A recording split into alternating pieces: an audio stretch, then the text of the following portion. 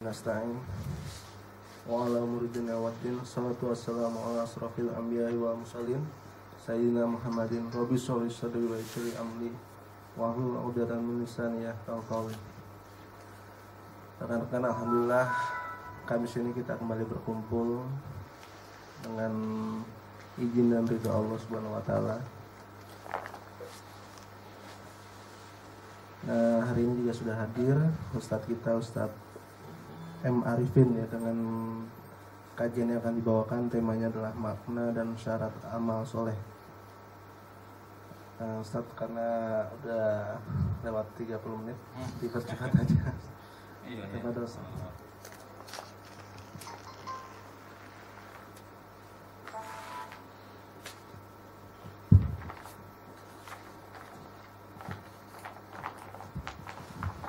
Assalamualaikum warahmatullahi wabarakatuh.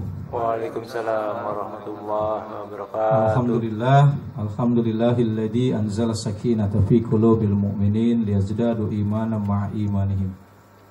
Asyhadu an la ilaha illallah wahdahu la syarikalah wa asyhadu anna Muhammadan abduhu wa rasuluhu la nabiyya ba'dah. Allahumma shalli wa sallim ala nabiyyina Muhammadin wa ala alihi washabihi ajmain.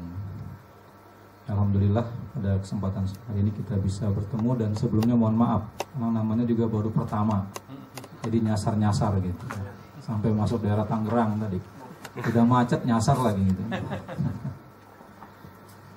Ala kulli hal kita bisa bertemu pada kesempatan siang hari ini, dan tema yang akan kita bahas tentang amal solih, kemudian makna amal solih itu apa, dan apa syarat-syaratnya supaya amal kita bisa menjadi amal solih yang dinilai diterima oleh Allah Subhanahu wa ta'ala.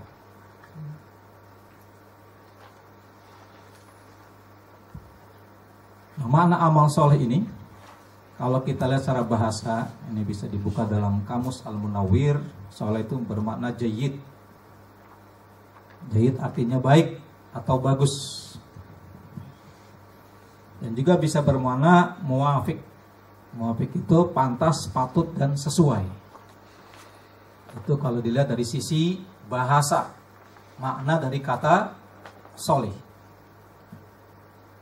Sehingga yang namanya amal soleh, yang merupakan amal yang diinginkan oleh Islam, adalah amal yang sesuai dengan ketentuan Allah dan Rasulnya. Jadi aktivitas apa saja yang kita jalani, mulai dari kita bangun tidur sampai kita tidur kembali, kalau itu sejalan dengan ketentuan Allah dan Rasulnya, dia akan masuk kategori amal soleh. Jadi bukan hanya ibadah mahdoh saja, bukan hanya ibadah ritual saja, aktivitas apa saja, kalau yang kita lakukan sejalan atau paling tidak nih nggak bertentangan dengan ketentuan Allah dan Rasul, maka dia akan masuk kategori amal soleh. Syekh Yusuf Qaradawi dalam bukunya Malami Al-Mujtama Al-Muslim Alladhi Nunshiduhu, ini tentang masyarakat Islam yang dicita-citakan, beliau menyebutkan bahwa amal soleh dalam Al-Quran memiliki makna yang sangat luas, meliputi segala sesuatu yang membawa maslahat. Jadi aktivitas apa saja yang kita lakoni, dia mendatangkan maslahat, mendatangkan kebaikan untuk urusan agama dan dunia kita. Membawa maslahat untuk urusan individu dan kehidupan masyarakat kita. Termasuk juga aktivitas yang meliputi semua aktivitas ibadah.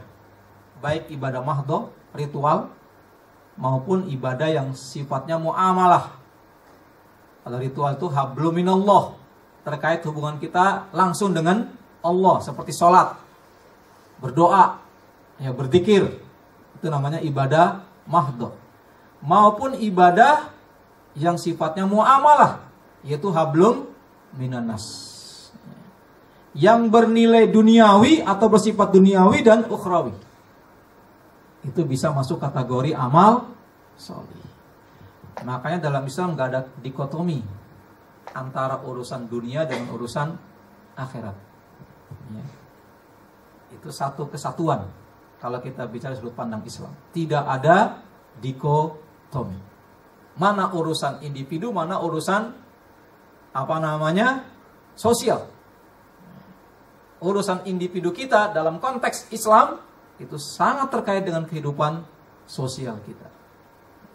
Karena kata Nabi, khairun nas anfa'uhum linnas. Orang yang terbaik dalam pandangan agama kita, dia yang paling banyak memberikan manfaat kepada orang lain. Anda nih yang bekerja di dosa, itu kan manfaatnya luar biasa itu. Ya, tinggal luruskan niatnya aja. Supaya apa yang kita lakukan di sini, di samping bernilai ibadah, saya ulangi, di samping dia akan mendapatkan insentif, ya, bernilai duniawi. Ya. Kalau niatnya benar, yang kita lakukan tidak ada yang bertentangan dengan ajaran Allah dan Rasulnya, maka dia mendapatkan nilai plus, bernilai ibadah di sisi Allah Subhanahu wa Ta'ala. Karena yang namanya ibadah nih, nah ini dia. Ibnu Taimiyah, Syekhul Islam mengatakan, huwa ismun jami'un likulli ma yuhibbuhullahu wa yardah. Jadi satu nama atau istilah yang mencakup segala sesuatu, apa saja yang dicintai oleh Allah dan diridhoinya, minal aqwali wal af'ali az-zahirah wal batinah. Baik itu berupa ucapan, perbuatan yang nampak maupun yang tersembunyi. Jadi kalau baru dalam hati, itu bisa jadi amal soleh, ya, yang nampak dan yang tersembunyi. Belum kita kerjakan, baru niat saja. Niat untuk berbuat baik sudah jadi amal soleh. Makanya dia mendapatkan pahala 1. Itu baru niat tuh. Ini kan sesuatu yang tersembunyi kan, dalam hati kan. Kita niat, saya ingin ikut ta'lim lah, mendengarkan tausiah. Niatnya saja sudah bernilai amal soleh, sudah bernilai ibadah, sudah masuk kategori ibadah, dapat pahala 1, disebutkan dalam Sahih Muslim. Kalau kita kerjakan niat yang baik itu, dapat pahala 2. Tapi kalau niat untuk berbuat jahat, baru niat, itu belum dicatat sebagai perbuatan dosa. Baru dicatat berbuat dosa kalau sudah dikerjakan. Kalau belum dikerjakan. Di dalam Islam itu, orang nggak bisa dihukumi, diberikan sanksi kalau dia baru merencanakan untuk berbuat jahat. Baru merencanakan, belum dinilai jahat oleh Allah. Ya, kalau baru merencanakan, baru dinilai jahat kalau rencananya sudah dikerjakan. Tapi kalau kebaikan direncanakan, itu sudah bernilai plus di hadapan Allah. Dikerjakan, double pahalanya. Gitu ya. Jadi amal soleh adalah merupakan aktivitas ibadah. Yang namanya ibadah, apa saja yang kita kerjakan, mulai dari kita bangun terus sampai kita tidur kembali, yang mana pekerjaan itu dicintai dan diridhoi oleh Allah Subhanahu wa Ta'ala. Itulah amal soleh. Dalam surat Al-Kahfi ayat 7 disebutkan, ini ada ayat ya, yang perlu kita kutip di sini. A'udzubillahi minasyaitonirrajim. Inna ja'alna ma 'alal ardi zinatan laha linabluwahum ayyuhum ahsanu amala. Sungguhnya kami telah menjadikan apa yang ada di bumi sebagai perhiasan baginya, bagi manusia, agar kami menguji mereka, umat manusia, siapakah di antara mereka yang ahsanu amala, yang terbaik amalnya.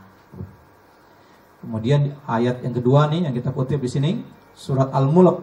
Alladzi khalaqal mauta wal hayata liyabluwakum ayyukum ahsanu amala. Allah yang menciptakan hidup dan mati. Untuk apa? Untuk menguji kita, siapa yang paling terbaik amalnya di antara kita. Nah, amal yang terbaik inilah amal soleh. Amal soleh ini adalah amal yang terbaik, ahsanu amala. Inilah amal yang akan diterima dan diridhoi oleh Allah. Dan amal tersebut dinilai bukan karena banyaknya. Lihat, Quran menyebutnya dengan istilah ahsanu amal, amal yang terbaik. Bukan aktsaru amal. Di dalam pandangan Allah yang paling penting ya, bukan banyaknya, bukan aktsaru amala, tapi amalnya bagus nggak, baik nggak. Yang Allah nilai itu ahsanu amal. Karena apalah artinya amal yang banyak jika mengandung cacat. Jadi nggak ada nilainya. Amalnya banyak tapi cacatnya banyak. Ya, nggak ada nilai di hadapan Allah Subhanahu wa taala.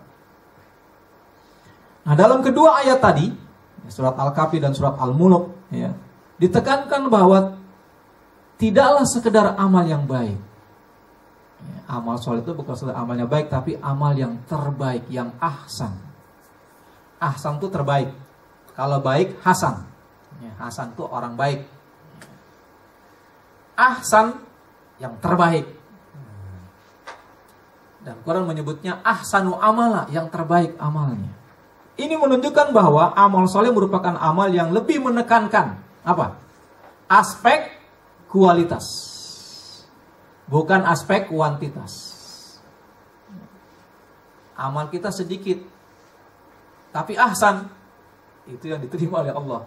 Daripada amal kita aksar banyak, tapi tidak ahsan, itu nggak diterima oleh Allah Subhanahu wa taala. Jadi Islam menekankan aspek kualitas. Nah, ini ada ayat yang membuat Umar bin Khattab seringkali menangis kalau baca ayat ini. Umar ini kan imannya luar biasa. Di antara 10 sahabat yang orangnya masih hidup disebut oleh Nabi calon penghuni surga. Salah satunya Umar bin Khattab. Karena kualitas iman Umar, kata Nabi, kalau Umar melewati satu gang, setan gak berani melewati gang yang ada Umarnya. Hebat kan? Kualitas Umar. Setan gak berani lewatin jalan yang ada Umarnya. Bandingkan dengan kualitas iman kita. Ya. Bukannya setan yang kagak berani, kita kagak berani ketemu setan. Ya, bahkan anytime kita dikeroyokin terus sama setan. Setiap saat, ya kan? Kita digoda, diprovokasi oleh setan untuk berbuat yang menyimpang. Tapi kalau Umar, Masya Allah.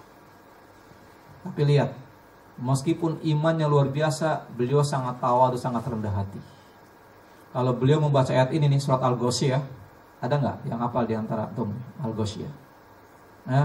Hal ataka hadithul ghasyiyah, wujuhu yawma idin khashi'ah, amilatun nasibah, tasla naron hamiyah, ila akhiril ayat. Di ayat yang ketiga, amilatun nasibah, tasla naron hamiyah. Ini membuat Umar menangis kalau merenungkan ayat ini.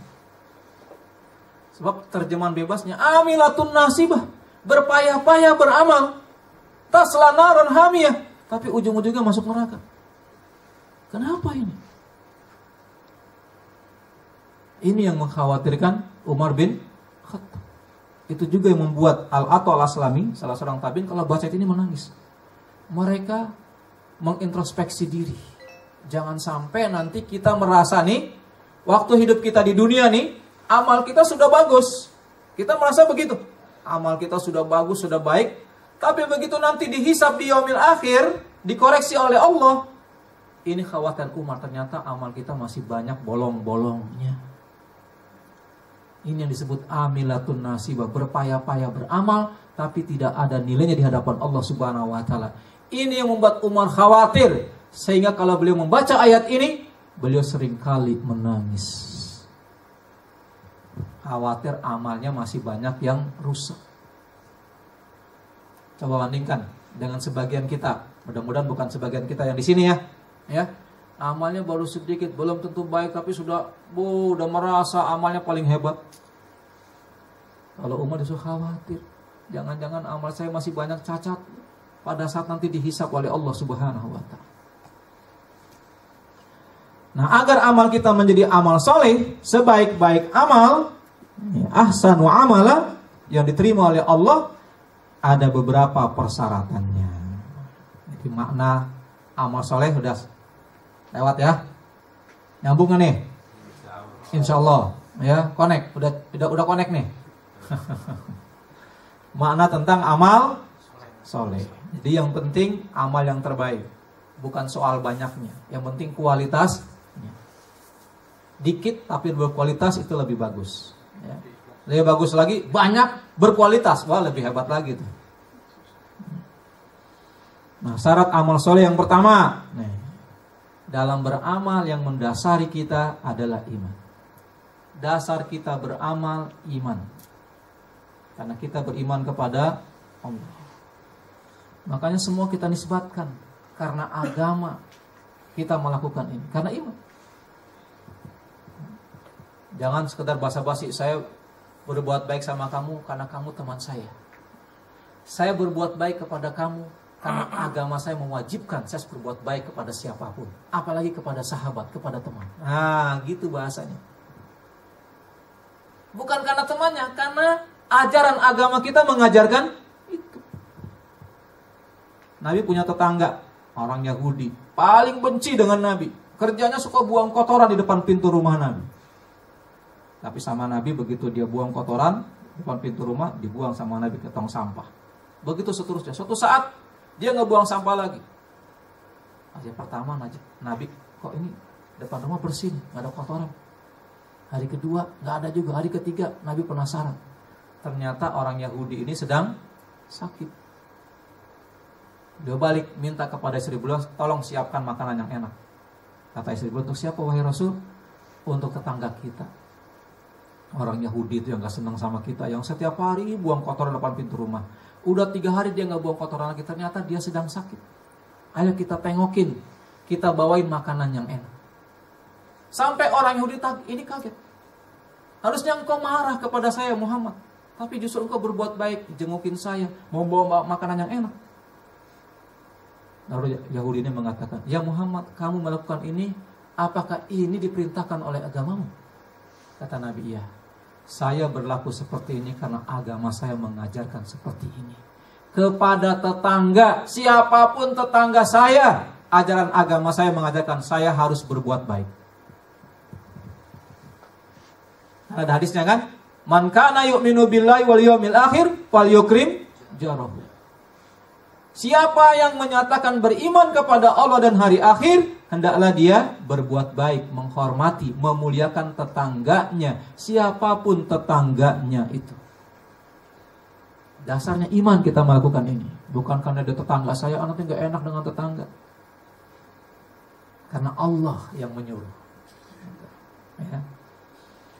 Nah, kalau dasarnya tidak iman, amal itu akan menjadi habaan manthura. Ini surat Al-Furqan 23. Laksana debu yang berterbangan. Sampai jam berapa nih? Ini udah setengah 2 kurang. Udah lewat dong. Hah? Setengah 2 lewat. Ya, soalnya nanti kalau kelamaan ilustrasinya, yang lain-lainnya nanti nggak, persyaratannya lain nggak kesebut nanti.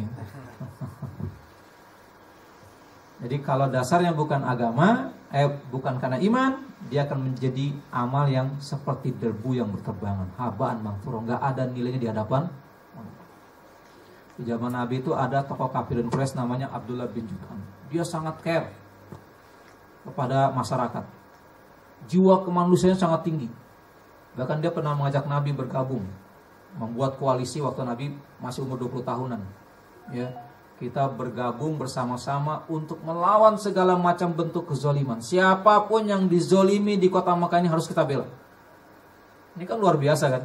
Membela orang-orang yang sedang dizolimi. Ini amal yang luar biasa. Setelah Islam, setelah zaman Islam, dia masih gak masuk Islam, Abdullah bin Jud'an ini. Para sahabat bertanya, wahai Rasul, bagaimana tentang Abdullah bin Jud'an itu? Yang rasa kemanusiaan tinggi, membela, menolong orang-orang yang sedang dizolimi. Itu kan luar biasa dalam ajaran agama kita, menolong orang-orang yang dizolimi. Tapi kata Nabi, karena dia bukan orang Islam, karena dia bukan orang beriman, meskipun amalnya sehebat apapun, nilainya tidak ada di hadapan Allah. Laksana debu yang berterbangan, habaan manthura. Kalau dasarnya bukan iman. Nah ini tambahan ayatnya, An-Nisa 124. Wa may ya'mal minas solihati min dzakarin wa untha wa huwa mu'min fa ulaika yadkhulunal jannah wa la yutlamuna nakira. Siapa yang melaksanakan amal soleh, apakah dia laki-laki atau wanita? Nih, nggak ada diskriminasi dalam Islam, ya, nggak ada diskriminasi gender, sama laki-laki wanita kalau dia beramal, pahalanya, nilainya di hadapan Allah sama, tidak ada diskriminasi. Makanya Allah tegaskan di sini, siapa yang beramal soleh, baik laki-laki maupun wanita, wa huwa mu'min, dan dia dalam kondisi beriman, artinya dia melaksanakan amal itu dasarnya iman, wa ulaika yadkhulunal jannah, dia akan masuk surga. Itu syarat yang pertama ya. Yang kedua, ini jadi syarat yang paling utama sebenarnya, motivasinya ikhlas. Untuk apa kita beramal? Motivasinya ikhlas. Ikhlas ini artinya apa? Mengharapkan keridhaan Allah, mengharapkan pahala Allah, mengharapkan surganya Allah, mengharapkan sesuatu yang ada di sisi Allah. Itu yang namanya ikhlas. Jadi kita beramal bukan karena orang, bukan karena ingin dipuji. Kan ada orang kalau dipuji baru bersemangat, nggak ada yang muji nggak semangat dia beramal. Itu namanya dia beramal karena ingin dilihat orang. Kita beramal mau orang memuji kita atau tidak, kita tetap bersemangat. Kita lakukan ini karena Allah. Orang memuji silakan, enggak juga enggak apa-apa. Orang mau menghargai kita atau tidak menghargai kita sama sekali, bagi kita enggak peduli. Kita beramal karena Allah. Lewat amal kita orang mau menghargai kita silakan, tidak pun juga tidak ada masalah, karena kita beramal semata-mata karena Allah. Enggak ngaruh, ya, enggak ngaruh apa pandangan orang terhadap kita. Mau dipuji atau tidak, mau dihargai atau tidak, tetap kita bersemangat beramal. Ini indikasi orang yang ikhlas beramal seperti itu. Jadi kalau kita ingin muhasabah nih, mengevaluasi diri kita ikhlas apa enggak nih? Nah lihat, kita mengharapkan pujian enggak? Bersemangat enggak? Kalau enggak ada orang lain yang lihat. Sungguh-sungguh kita beramal pada saat enggak ada orang lain yang lihat kita, pada saat enggak ada orang lain yang muji kita. Kalau kita tetap bersemangat, meskipun enggak ada yang muji, enggak ada yang lihat, tetap bersemangat beramal, insya Allah itu indikasi kita ikhlas beramal. Nah ini hadisnya, innallaha azza wa jalla la yaqbalu minal amal illa ma kana lahu khalisan wa ibtagha bi wajh. Jadi Allah tidak menerima amal kecuali yang ikhlas semata-mata mengharapkan keridhaan Allah. Ya. Wa ma umiru illa liya'budullaha mukhlishina lahuddin.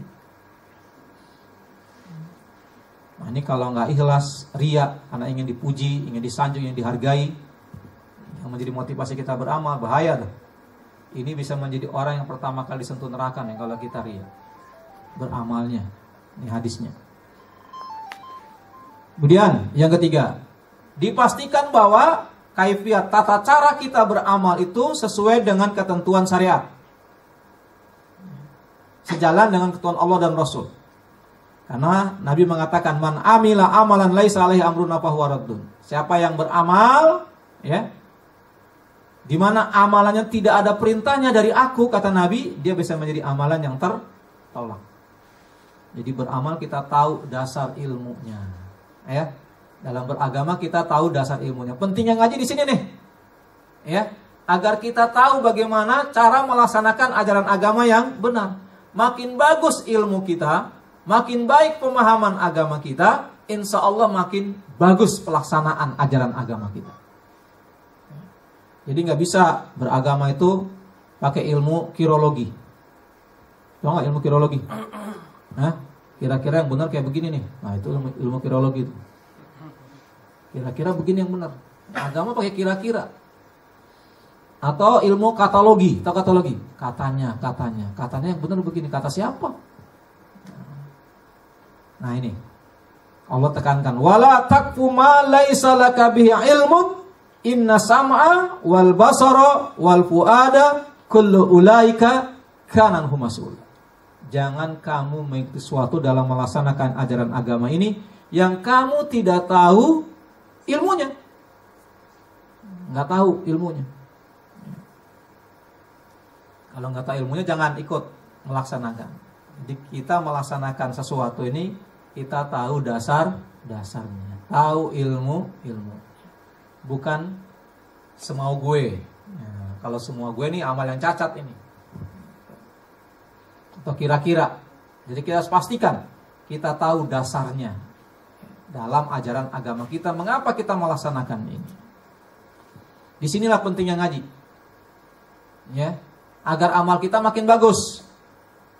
Makanya Nabi memberikan motivasi. Ngaji itu jalan menuju surga.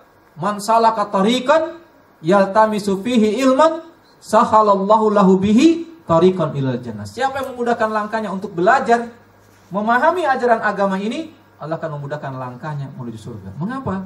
Karena makin bagus pemahaman agamanya, imannya akan makin mantap. Kalau iman kita makin mantap, kita makin bersemangat beramal. Ini jalan menuju surga. Dia yang keempat, tidak bangga, tidak ujub, merasa amalnya paling hebat. Bahaya tuh. Ya. Kalau kita tepuk dada, wah ternyata amal saya lebih hebat daripada dia ya. Amal dia nggak ada apa-apanya.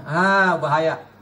Kalau sudah ujub, sudah bangga diri, kita cenderung meremehkan orang lain. Nggak boleh dalam beragama kita meremehkan orang lain. Lihat Umar tadi. Umar yang sudah jadi masuk surga masih mengatakan, jangan-jangan amal saya masih banyak gak beres. Jangan-jangan saya merasa sudah bagus, tapi nanti di akhir ternyata amal saya banyak cacatnya. Makanya ini membuat Umar menangis. Nggak merasa amalnya sudah hebat. Lihat surat Luqman, Allah mengatakan, di ujung ayat itu, innallaha la yuhibbu kulla mukhtalin fakhur. Allah nggak menyukai orang-orang yang sombong lagi membanggakan diri. Yang ada adalah kita ini semuanya nih sedang berusaha agar amal kita menjadi amal yang terbaik. Tapi kita nggak bisa mengklaim bahwa amal kita ini sudah yang terbaik. Nggak bisa. Karena yang bisa memberikan garansi hanya Allah. Siapa yang bisa jamin? Tadi kita sholat zuhur diterima oleh Allah. Ada nggak yang bisa jamin? Ustaz, saya yakin sholat saya tadi 100% diterima oleh Allah. Yakinnya dari mana? Yakinnya dari mana? Nggak ada yang bisa berikan garansi kecuali hanya Allah. Makanya yang ada kita sedang berusaha untuk menampilkan amal yang terbaik. Kita nggak merasa paling baik amal kita. Yang ada sedang berikhtiar. Udah yang kelima, sesuai dengan waktunya. Kita tahu waktu-waktunya. Ya, jangan kita melaksanakan amal yang harus dikerjakan malam hari dikerjakan pagi hari. Ini kata Abu Bakar. Jangan pekerjaan harusnya dikerjakan di pagi hari dikerjakan malam hari. Dan Allah tidak menerima amal yang sunnah sebelum kita mengerjakan amal yang fardu. Kadang-kadang ada orang mempeributkan amalan yang pahalanya sunnah sampai apa? Mengabaikan yang wajib. Apa yang wajib? Contohnya apa? Menjaga silaturahim wajib nggak? Wajib. Sebab kata Nabi, la yadkhulul jannah khati'un, yakni qati'un. Tidak akan masuk surga mereka yang memutuskan tali silaturahim. Wajib. Jadi jangan sampai kita mempermasalahkan amalan yang nilainya sunnah sampai kita memutuskan tali silaturahim. Naudzubillah min dzalik. Jadi gontok-gontokan. Menjaga ukhuwah wajib nggak? Innamal mu'minuna ikhwah. Orang beriman itu bersaudara. Jaga persaudaraan. Jaga persatuan. Itu lebih kita utamakan.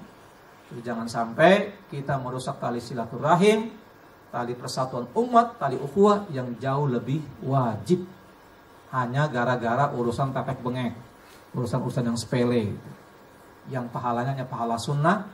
Jangan sampai kita mengorbankan yang wajib. Jadi kita harus tahu prioritas beramal. Utamakan yang wajib, baru kemudian yang sunnah. Jadi ada waktu-waktunya. Kalau ada masalah kita kena musibah nih, kata Imam Ibnu Qayyim, mana amal yang terbaik? Membantu orang yang sedang kena musibah. Itulah amal yang terbaik. Di saat orang sedang membutuhkan bantuan kita. Nah, kemudian menggunakan harta yang halal. Nah, harus kita jamin nih. Saat kita sholat tadi nih, pakaian yang kita pakai nih, kita beli dari harta yang halal. Kita menggunakan fasilitas yang halal. Karena innallaha thayyib la yaqbalu illa thayyiban. Allah itu baik dan tidak akan menerima amal kecuali dari sesuatu yang baik, yang halal. Jadi kalau kita membelanjakannya dari harta yang halal, yang kita makan, yang kita pakai, itu justru amal kita bisa menjadi amal yang tidak berkah. Bahkan doa kita menjadi doa yang hambar. Kata Nabi, ada orang berdoa, dia angkat tangannya tinggi-tinggi, ya Rob, ya Rob. Kata baginda Rasul, bagaimana doanya mau dikabulkan? Makanan yang dia makan dari uang haram. Pakaian yang dia pakai dia belanjakan dari harta yang haram. Bagaimana mungkin Allah akan mengabulkan doa? Maka cari harta yang halal, yang halal. Nah, yang terakhir, doa. Jangan lupa. Tadi kan, yang menjamin amal kita diterima hanya Allah yang bisa memberikan jaminan. Makanya kita harus minta kepada Allah agar amal kita diterima oleh Allah. Jangan lupa berdoa. Nah, ini doanya tuh. Nabi mengajarkan ini doa setiap selesai sholat fardu. Jangan lupa baca doa ini. Allahumma a'inni ala dzikrika wa syukrika wa husni ibadati. Ini pesan Nabi kepada sahabat Mu'ad. Pada sahabat Abu Hurairah juga begitu. Jangan kamu lupakan selepas kamu sholat fardu membaca doa ini. Ya Allah, tolonglah aku agar aku selalu ingat kepadamu, selalu bersyukur, dan selalu beribadah, ibadah yang terbaik. Kita minta kepada Allah agar Allah membimbing kita agar ibadah yang kita tampilkan, amal yang kita tampilkan adalah amal yang terbaik. Gak hafal? Hafal gak nih doanya nih? Hah? Belum hafal? Tadi Allahumma inni ala dzikrika wa syukrika wa husni ibadati. Ya Allah, aku minta tolong kepadamu agar selalu ingat kepadamu, selalu bersyukur dan beribadah, ibadah yang terbaik. Gak hafal teks Arabnya, boleh. Mau pakai bahasa Jawa, monggo, boleh. Penting maknanya seperti ini. Mau pakai bahasa Sunda, mangga atuh, mangga dileet. Nah, mangga dituang. Hah? Mangga mau di pohonnya. Ya, mau pakai bahasa Betawi, udah terserah, lu dah. Ya. Yang penting pokoknya nyambung di hati. Doa itu yang penting nyambung di hati. Maknanya sama tapi nyambung di hati kita. Kemudian ada juga doa yang kedua. Nah, juga Allahumma inna nas'aluka ilman nafi'an. Ya Allah, aku minta kepadamu, memohon kepadamu, berikan aku ilmu yang bermanfaat. Wa rizqan thayyiban, rizki-rizki yang baik. Banyak boleh, minta yang banyak boleh. Yang penting baik, yang penting halal. Daripada sedikit kagak halal, ya kan? Lebih baik kita minta kepada Allah yang banyak tapi halal. Boleh nggak? Boleh. Kalau minta yang baik-baik kepada Allah jangan sungkan-sungkan. Ya. Jangan takut-takut, karena yang punya segala sesuatu yang baik-baik hanya Allah.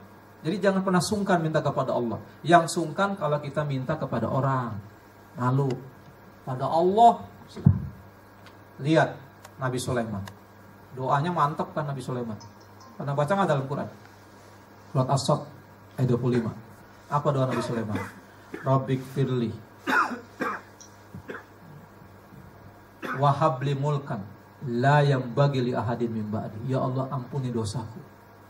Wahabli mulkan, aku minta kepada Engkau, Engkau berikan aku kerajaan. Pernah kita berdoa seperti itu, minta kerajaan? Hah?